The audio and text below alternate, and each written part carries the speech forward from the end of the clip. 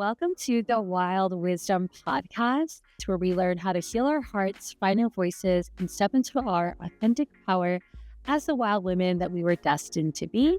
I'm the host, Jessica Love. Settle into whichever way you like to listen to the Wild Wisdom Podcast, and let's get started.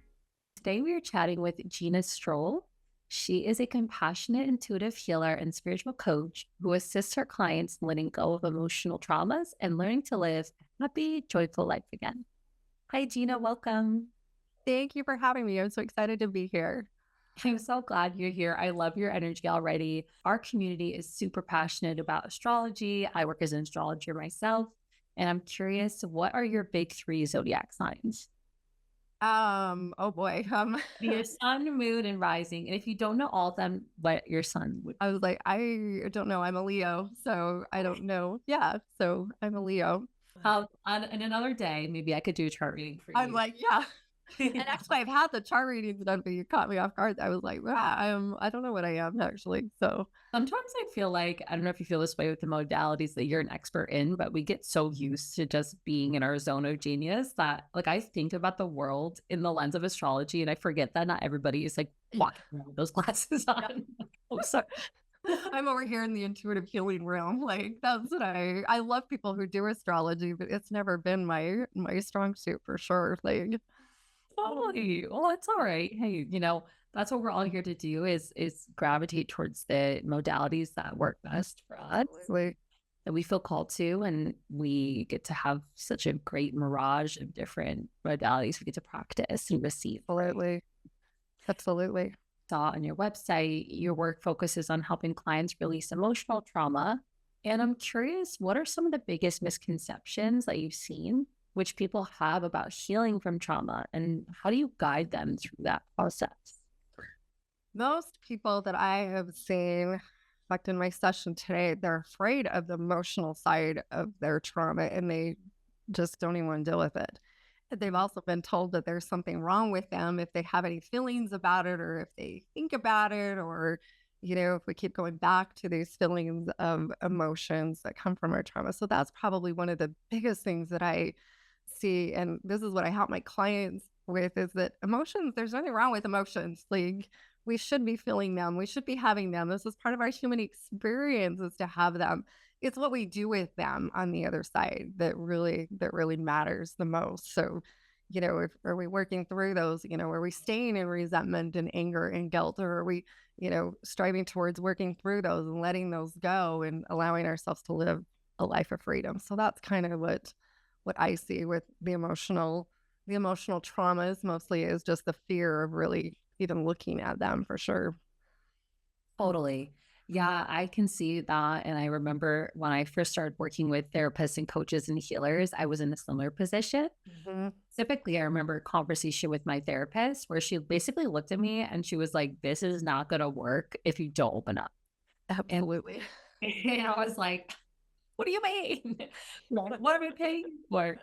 But Are you firing me? right.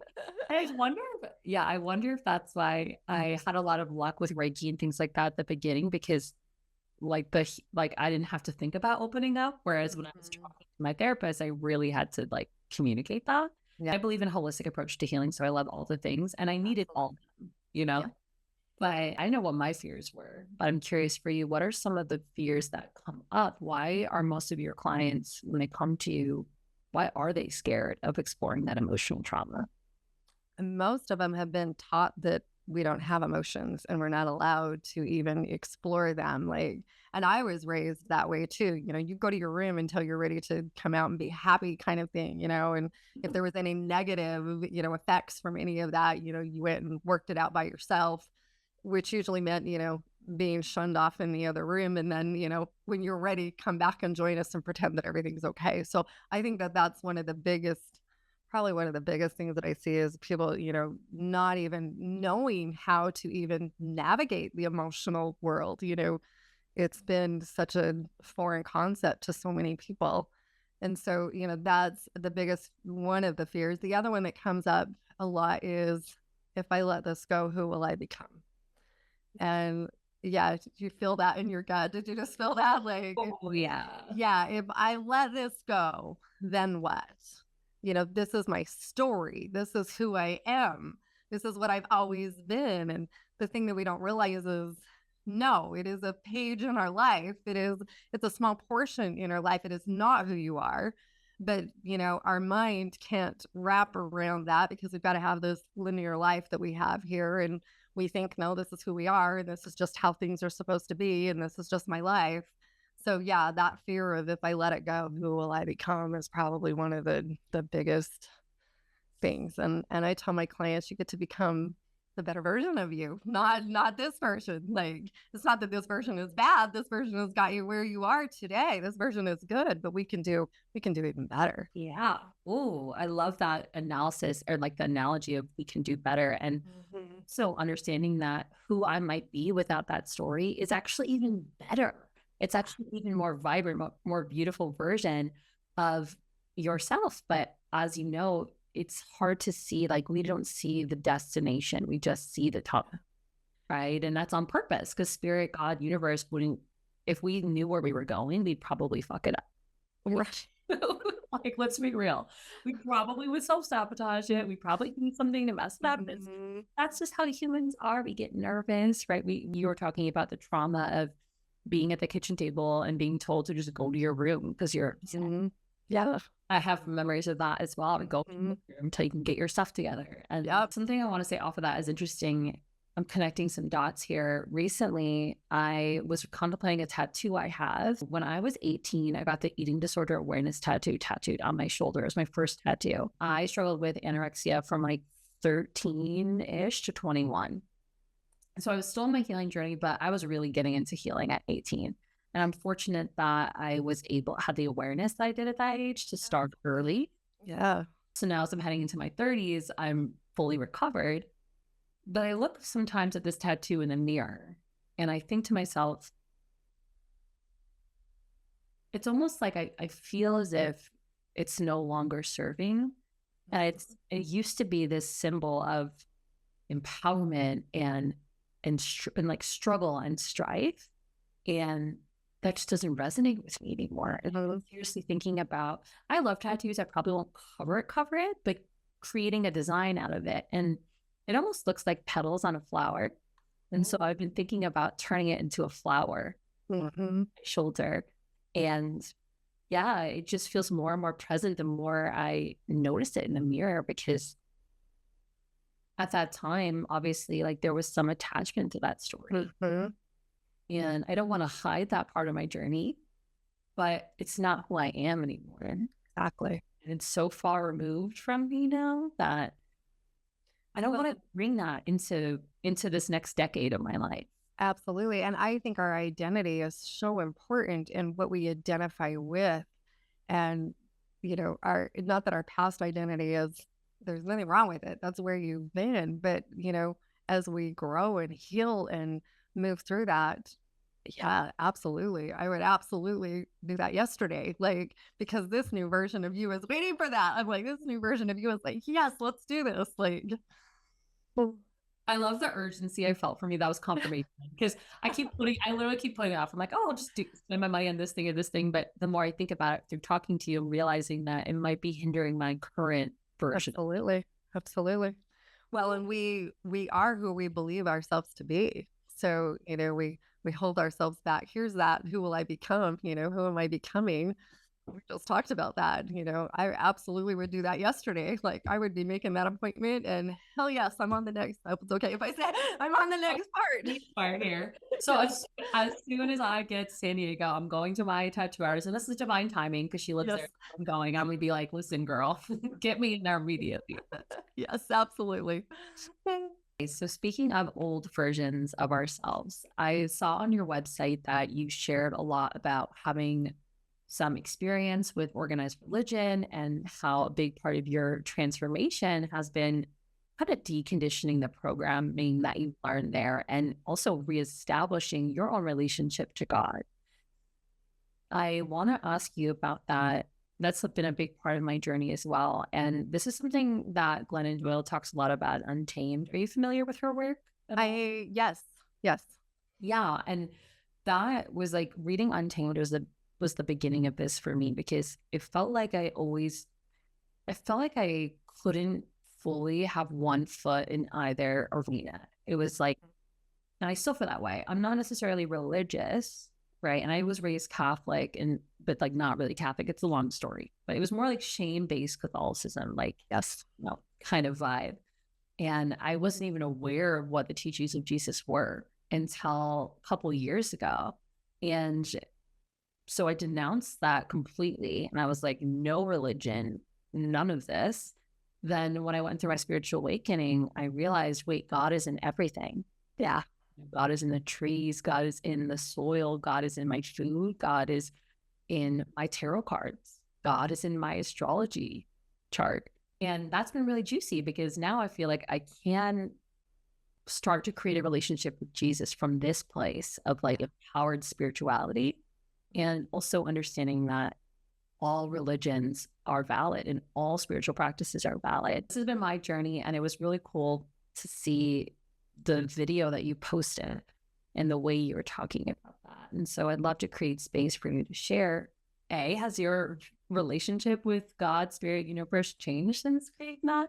And what has that journey of your own deconditioning been like? Yeah, it's been a challenge for sure. In fact, that is the reason that I do what I do today, because if I wouldn't have left organized religion, there was too much fear wrapped around, this whole unknown, the woo-woo side, which I thought was so woo-woo back then. And now I look at it and think, oh my gosh, no, there's nothing woo-woo about it. Like, but yeah, if I wouldn't have done all that, I wouldn't do what I do today. But yeah, we were raised very strict, LDS or Mormon, is what most people, how they look at that. But we were, my dad was always in the higher hierarchy of the church. He was always a bishop or, in one of those positions. And so it was just a really strange thing. But I remember sitting in church one day. I was sitting in church with my 4 little kids. And I remember sitting there and it just dawned on me, what the hell am I doing here? It was the most, and I was doing it because that's what I'd been told I had to do. That's what I was just doing it because that's what I thought that we did. Like, you take your kids to church, you do all these things. And I remember that day was a changing moment for me, because I went home and from that moment on, I started really dissecting my life. And then I didn't even know about spirituality. I had no idea about this whole world over here. Like I didn't know anything about it at that point. But I remember I spent a long time looking at my religion and deciding, because they said in my religion, if you'll just study it, you'll just know that it's true. If you'll just look at it, you'll just know. And it was really interesting, because the more I studied, the more I knew that was not where I wanted to be anymore. Now, I didn't know where I wanted to fit in all of this world, because when you leave, it's hard to leave those parts of you behind. Like it's a challenge. I'm sure you understand that. Like it's a moral thing, it's a physical thing, and I remember one day my father-in-law had passed away, and I'm able to connect with those on the other side. And I was out walking my dogs one day and I said, how do I fit all this in? And he was raised, he went to church every Sunday. And I'm thinking, am I sure I want to ask this guy this question? Like, but he's passed away, and I knew that things had changed for him on the other side. And he said, Gina, you're going to teach your kids to be good people. You're going to teach them to love. You're going to teach them to do all the things. Yes, absolutely. This is what you're going to teach. He's like, you're not leaving anything behind. You get to move into this greater version of yourself.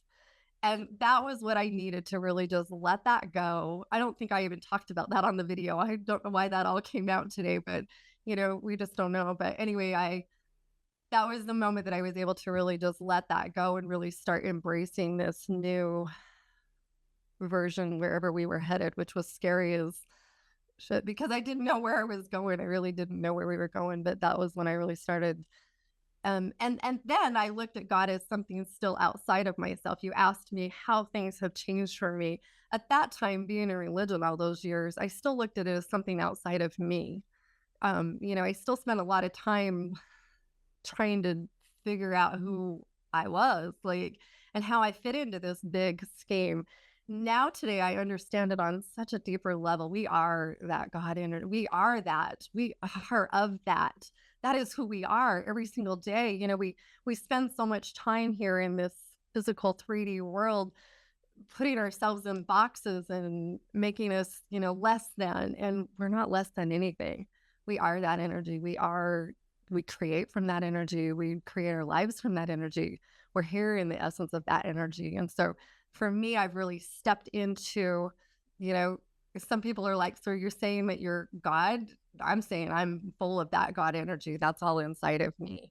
And that is here. And it's here for me to create and to help and to serve and to be in this world. So that's probably my biggest, you know, stepping stone of how, you know, even from leaving organized religion to going through that, who am I now, to, oh my gosh, I know who I am today and I know why I'm here and I know our purpose is real. Like we're all here for a reason. We all have this purpose. It's us deciding to re-step back into that, because it's not that we disconnected ourselves from it, but it's really stepping back into that and embracing that part of us again. Oh, wow. I just want to breathe into that, Gina. Thank you for being so vulnerable and sharing your experience. And I just commend you for the bravery you have and the courage to connect to your ancestor on the other side and the courage to choose something different for your children. Yeah. That's really, it takes a lot of courage to be a cycle breaker. And I heard you with saying that when you're saying you are God, it's not in a like I'm better than everybody else way. And that comes from that conditioning that we got in the churches we were raised in, right? But it's from we are all connected, we're all one, we're all connected to this universal energy. Your share reminded me of a song. I'd love to share the lyrics of it to you. Have you heard of it? It's called Culture of Love by Maestro as the artist. Think so. Like, I don't think so. Yeah. I'll put the link in the show notes. So something she says is, you know, tell you who I am God. And God is us, and we're not lost. Tell you who I am the whistleblower, and I stand for a different culture, a culture of love. And the whole song is talking about finding this God within you and understanding that, you know, when we are loud and we're free and we're vibrant and we're all who we really are, like that is when we're the closest to God, to universe, to spirit, to creator. But he, she, it, they are not above us. It's the direct connection and they're in our hearts. And that's really where we can truly access. Absolutely. Couldn't agree more. I'm like, Yeah. I love the lyrics to that. I'm like, that's beautiful. Like, feel that. And yeah. Why do you feel like, so with these different religions that we were in, I know they might have different reasons why, but a lot of these religions that they fear this kind of work that you said is like woo woo. Why do you think that is? Because for me, it can be a little easier to see maybe when somebody's practicing something like witchcraft, which I don't think is even bad, which is different, but right, it's all tools. And so I don't think that, but just because of the language, I'm like, maybe that's where that comes from. But specifically with healing work and energy work and emotional healing, and like, why do you think that is? Well, you know, I have a couple different things that popped into my head, so I hope you'll bear with me for a second. But I actually went through, I don't remember which video you were watching, so I'm not sure which one, but I actually went through one of my biggest fears was being called out by the religious sector for doing this work. Okay. And that actually happened to me. And so I live in a very rural community. And when I came out of the closet, I called it my spiritual closet, you know. I say that too. It's so when I stepped out of my spiritual closet, all hell broke loose, so to speak, in my world around me, which was something that I had feared for a very long time. And one of who I thought was my friend, she obviously was not my friend at the time. Before I stepped into this work, I was actually a wedding photographer for many years, and I did wedding photography and families and did all sorts of stuff, and I enjoyed that work, but I knew that it wasn't my work. Like, it wasn't what I was here to do. It was a great way for me to hide for many years, is what it was. Because I could hide behind the camera and I didn't have to tell people that, I saw their dead people while we were taking pictures and I saw their loved ones. And, it was, anyway, that was a whole other story. But that actually happened to me. And I had 30 days of a local church praying for me and for all of us evil mediums in this world that needed to basically get their lives together and come to Christ. And that was one of the most trying times for me because everything that I had ever feared was happening to me.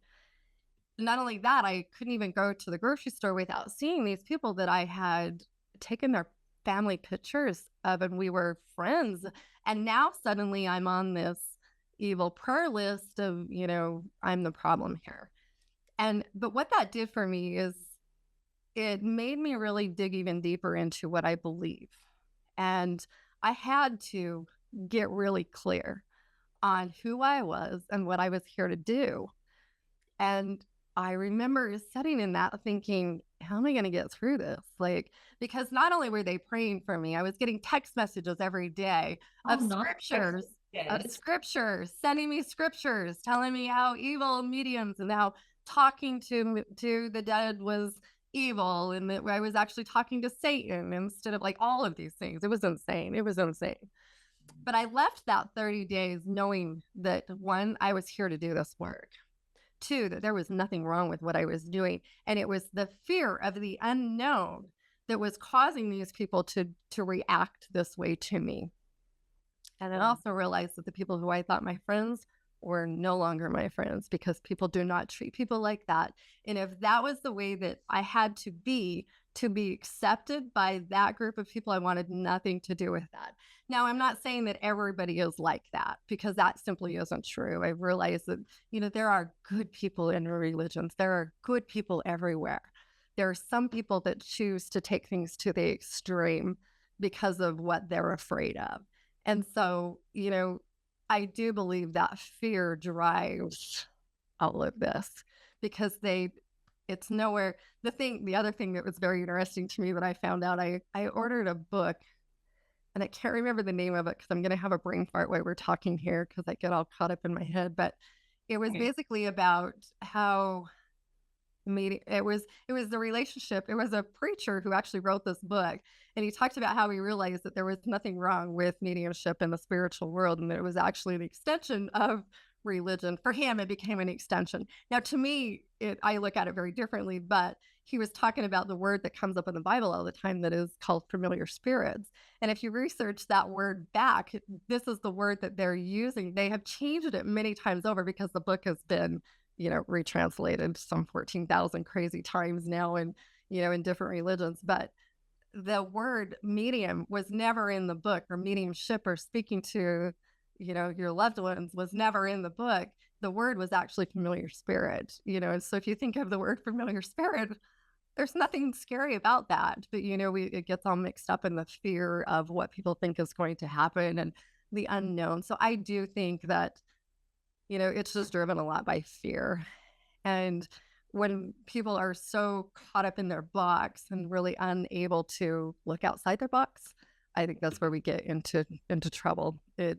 Not trouble necessarily, but this is where we get all of these crazy ideas about what is okay and what is not okay. It's also helped me to travel the world. I've been all over the world. We look at all these different religions, and they're all basically the same. It's all basically the same premise, Buddhism, whatever, Christianity, Catholic, it's all basically the same thing. But traveling the world has really helped me heal this part of myself too, because I realize people are just people wherever they go. And they're just doing what they've been taught and what they think is right or wrong. Like, they're just doing what they think is right. And so when we can just look at it for what it is, but know in our heart of hearts that we're doing the right thing for us. Because just because I've left the church doesn't mean anybody else has to. Maybe for them it works fabulous and more power to them. But, really stepping out of the fear and looking at things as they are, I think is one of the biggest things inside of all of that. So anyway, that was a long story for all of that. But yeah. It was a perfect story. Thank you for sharing that. And the through line that I felt through your whole share is what motivates us?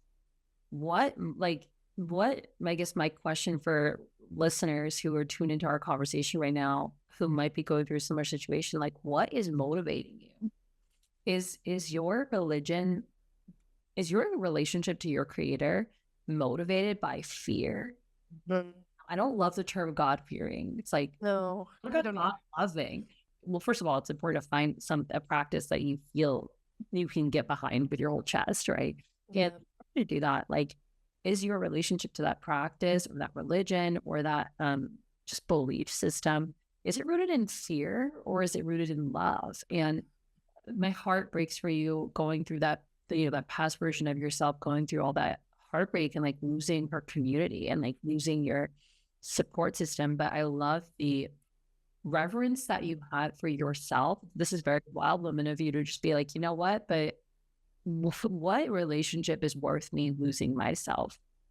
The relationship is worth me losing my connection. Like when you tapped into your mediumship, I felt just like your connection to God just and your creator of choice just like expanded. And it was so beautiful. And I'm sure it's been so pure. I'm sure it's been very pure. And I felt this way similarly. Different situation, but similar is I had been out of the spiritual closet for a while. I mean, I was pretty woo-woo even as a teenager reading like Cosmo for my horoscope or whatever, it was Yeah. so crazy to my family when I started getting into this. They were just kind of like, oh, well, Jessica moved to California, this is part of that. And they got used to it, right? They heard me talking about it all the time. They were like, they just kind of got over it. My husband's family on the other end was a different story. It's when I first met them, they didn't know any of this about me. And they were super warm and loving. And everybody immediately went and added me on Facebook. And my Facebook had been all my woo-woo, here's my tarot reading of the day. And I started feeling some tension. And this is when we were dating too. So I felt extra pressured to impress them. Some tension, some friction. And it was never fully vocalized until and there were certain things, like there was one of the family members that was like very religious. And a couple of times I went up to like communicate with her at this thing we were at, and she literally like left the conversation or like wouldn't make eye contact with me. And ironically enough, there was one person that I felt like is love based in their practice, and they have a completely different approach with me. It's very much more loving. But anyway, so long story short, I don't want to talk too much crap about them because they are beautiful people, but the conditioning, the fear sometimes just gets to people so hard. And one of the family members reached out to my husband after we got married, and we started doing full moon circles at our house. And he saw that my husband was promoting it. And he said that we were doing, devil worship, and we needed to, our children weren't going to be raised with God and all that stuff, where it's like, little does he know, I say a prayer every morning with my daughter for the day. Right. Yeah. But there is this fear. And I felt that I always had in the back of my head, this fear that I was going to be rejected for the work that I did. And I think you and I might be similar in the sense that we might have that witch wound. I can't share my intuition. I can't share my gifts because they're going to be seen as bad and we're going to be held at stake. And yet here we are in these situations where, there were people that definitely were not with it. But I'm curious for you, like, have the people that have supported your work, has that number of people that you've worked with that have supported your work that are also in a similar wavelength, has that number been greater than the number that are fearful of it? Yes, absolutely. And a lot of it, I just disconnected myself from those who, because not everybody has to jump on my train. And, if we can be in the same room together and talk, I'm great with it. It doesn't matter where you come from. But yes, there's definitely a greater amount of people who, to me, I'm here to serve. I'm here to help on such a bigger level. And I think part of our, our witch wounds is really letting that go and realizing that's why, commented about traveling all over the world. At first, I had such a hard time when we'd go to these places and I'd see these people. I'm like, oh my gosh, there was still just that anger part of me that wanted to just uh, not really, I don't even know how to describe it. There was just those parts of me that were still anger. I was a little bitter about being hurt and, trusting those people who, are supposed to be all God loving. But then when it comes down to it, there was none of that going on. It's like, but then I started realizing, oh my gosh, you know what? It's going to be okay. And I have people in my family who also judge me, but I also have people who don't. And I have people who come from this loving side who just accept me for who I am. And that's beautiful. To me, that's beautiful when we can come on that level, no matter what we think, no matter what we believe, no matter, it doesn't matter on all these things. We're still here, all of this, we're still all connected, whether we want to be or not. Sometimes we don't want to be. We think, oh my gosh, no, no, no, no. But we are all connected. So if we can come together and realize that and come together on this love. Yes, absolutely. I think that's how we all win. So, I love that reframe, bringing it back to love, returning it to love, or bringing conversation back home to the heart, back home to love, and bringing this full circle. I'm now thinking about the stories that we create, right? And, what does it look like to also write a new story that is based in love and not fighting that fear with more fear or running from it? It's like you don't have to go back into the spiritual closet because people abandon you. It's an opportunity to step even more in love. And so far into that love that you even have love for those people and their fear. And it's like I love you and your conditioning. I love you and your fear. And I'm going to still continue being this embodiment of that love, being this embodiment of that trust. And cheers to you for processing that anger. It sounds to me like you're very much a living embodiment of the work that you do through a lot of space. Because beyond all that anger is sadness usually, and then love, right? Yep. Yeah, anger is just the sadness of how we thought it should work out or what it should look like or what we thought, our expectations. But once we can let that go, it's such a beautiful process. So for somebody who is listening to this and they're excited, it's awakening things within them, it's activating them, but they don't know where to start, what would you say are like 3 steps somebody can take on an emotional trauma healing or even maybe a religious trauma healing journey? first of all, we have to become aware and get really clear on where we're at. And if we're unwilling to look at ourselves, we're not going to be willing to do the work.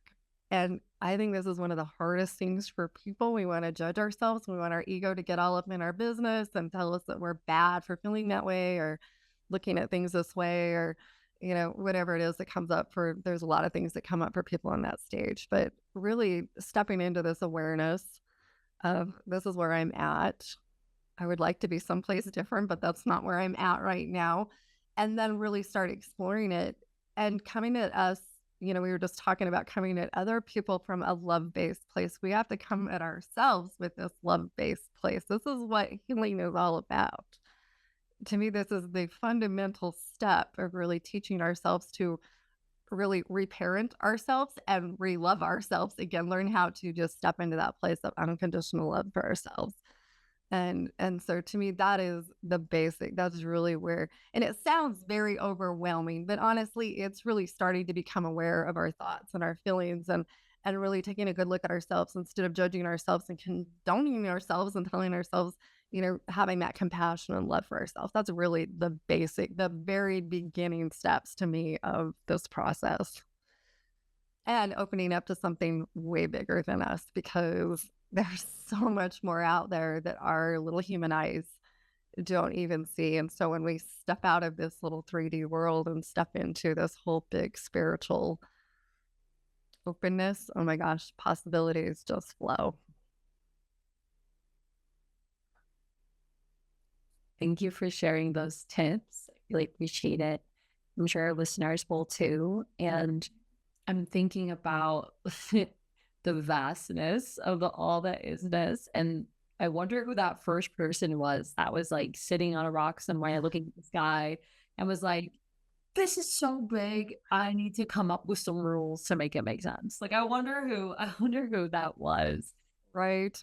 Because there probably wasn't these mystics that we study in these ascended students, probably somebody else, but um I don't blame them and I have love for them because I get it. When you're faced with something that you don't know at all and there's that fear and there's the unknown, it makes sense to want to categorize it and come up with some rules and systems to back it up. So Well, and I think we're in a major, I don't know, my feeling is we are in a major spiritual upheaval right now for a lot of people. I don't know if you have felt the same thing in your work, but I feel like we are in the process of really changing so many things and changing how society works and how the belief systems and the thought processes. And I think there's more people today that are really taking a good look at themselves through spiritual eyes, not through religious eyes. That's very different to me when we look at ourselves through spiritual eyes and see ourselves as that true spiritual essence.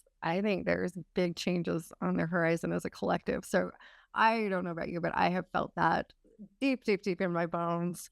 Um, I've met with many people who are going through, these dark night of the souls or the phoenix rising or whatever you want to call it, whatever works into your, you know, word system there. But and it really is for the greater good of all. There's just so much that is happening right now that just it gets me excited and giddy, and I'm like, oh my gosh, yes, yes, yes, yes, like, seeing it everywhere, I feel like pressure creates diamonds. And yes, we're very fortunate to be where we are in, we're not in a war-torn country or anything like that. I was just thinking about how I feel like the conflict in Palestine right now is such a accumulation. I mean, it's been going on for so long, but it's really physically manifesting right now in our world is this conflict between religion and spirituality and different religions and different spiritualities. And while we have this very earthly kind of war happening, we also have in other parts of the world this like internal revolution and like this internal turning on.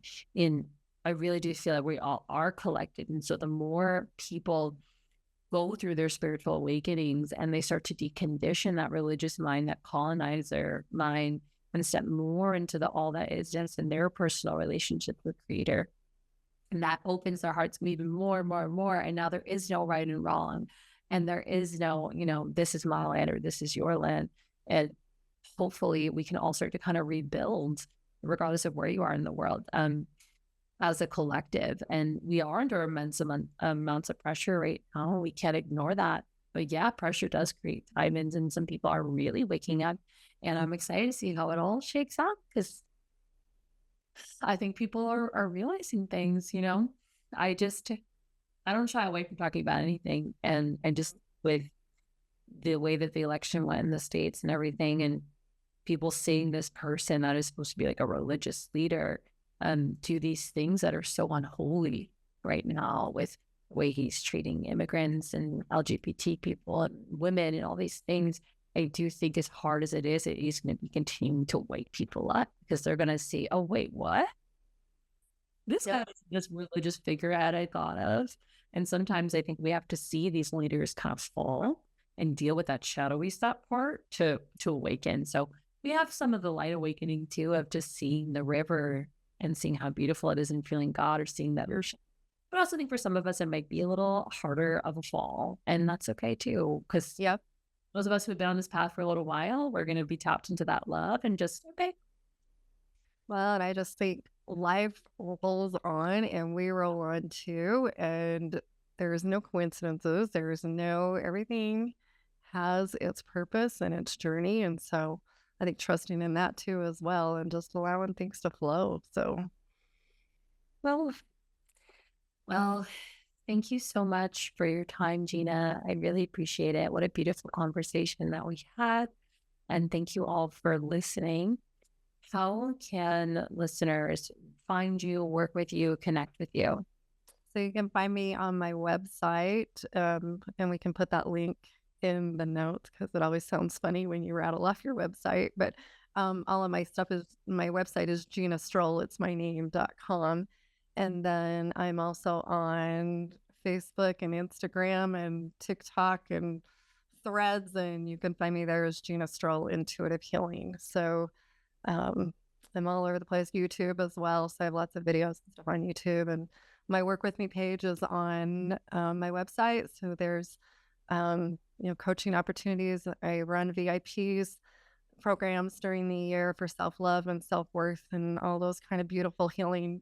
In fact, I'm right in the middle of launching my VIP as we speak. I don't know when this podcast goes out, but that's out there too.